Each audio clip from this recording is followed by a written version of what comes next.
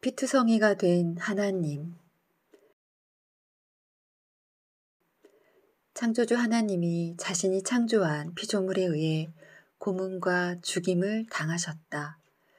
있을 수 없는 일이 일어났다. 정상대로라면 사람들을 모두 멸절시키고 새로운 우주를 창조해도 할 말이 없다. 그러나 이마저도 하나님께서는 예상하셨고 이사야는 53장에 미리 기록하였다. 유대인들은 아직도 메시아가 죽음을 당했다는 사실을 믿지 않는다. 이사야도 답이 정해진 수사학적 질문을 한다. 우리가 전한 것을 누가 믿었느냐? 여호와의 팔이 누구에게 나타났느냐? 사람을 구원하기 위해 하나님이 죽임을 당했다는 사실을 아무도 예측하지 못했다. 세상적인 가치관으로는 상상할 수 없는 일이 일어났다. 그 덕분에 세계 인류가 구원의 문으로 들어갈 수 있었다. 만약 어린 양의 죽음이 없었다면 유대교를 믿어야 하고 속죄를 위해 동물 제사를 드려야 한다. 현재 세계 인류 중에 구원의 후보자는 24억 명이나 되지만 유대교만 있었다면 수천만 명에 불과했을 것이다. 연약한 종의 죽음을 통해 온 세상의 구원 역사를 이루신 것이다. 계시록에서는 사람들을 피로 사서 하나님께 드리셨다라고 표현했다. 하지만 그는 연한 순으로 오셨다.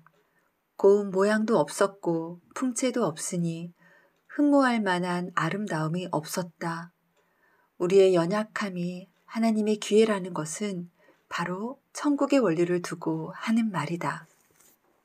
우리의 질고를 지셨다. 우리의 슬픔을 당하셨다. 징벌을 받으셨다. 그가 채찍에 맞았다. 그가 찔렸다. 그가 상했다. 그가 징계를 받았다. 그는 왜 무엇 때문에 이렇게 혹독한 고통을 당해야 했을까? 종으로 오신 이가 순환을 당하신 이유는 바로 우리가 나음을 입게 하기 위함이었다. 따라서 그의 고통은 자신의 죄에서 비롯된 것이 아니라 대리적이었다. 우리 때문에 이런 고통을 대신 당하신 것이다. 그런데 우리 대부분은 주님이 당하신 고통에 대해서는 관심이 없다. 지극히 당연한 일로 여긴다. 79세의 한 독거노인은 고독사를 했는데 자녀가 5명이나 되었지만 통장 잔액은 27원이었다. 한 노인과 40대도 숨진 지 보름 만에 발견되었다. 코로나 이후 고독사는 20%나 늘었다고 한다. 태백시에는 노인들에게 매일 도시락을 배달해주는 사람들이 소개되었다. 한 할머니 집에 들어갔더니 할머니는 배달된 도시락을 먹지 못하고 굶고 있었다. 손이 불편하여 도시락을 싼 보자기를 풀 수가 없었던 것이다. 양과 염소의 비유에서 단지 가난하고 약한 자들에게 선행을 하지 않았다는 이유로 불못에 던지는지 심각하게 반성해야 한다.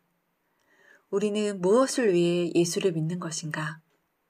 우리가 예수님을 사랑한다는 것을 우리 삶에서 어떻게 증명되어야 하는가?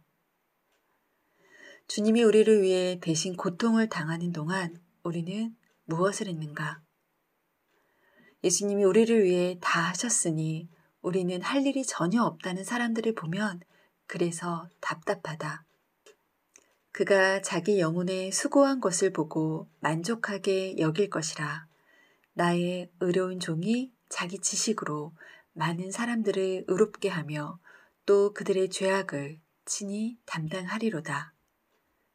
어떻게 지식이 사람을 의롭게 할 수 있는가? 선지자는 이미 하나님의 백성의 영적인 문제가 그들의 무지함에 있다고 여러 차례 암시했다. 내 백성이 지식이 없으므로 망하는도다. 우리에게 주신 지식은 주님께서 직접 주신 말씀을 포함하여 성경에 기록된 지식들이다. 성령께서 우리에게 오신 목적 중 하나도 그리스도의 지식을 우리로 깨닫게 하시는 사역이다. 또한 이것은 그리스도와 연합의 문제이고 많은 사람들이 그 안에서 의롭게 될 것이다.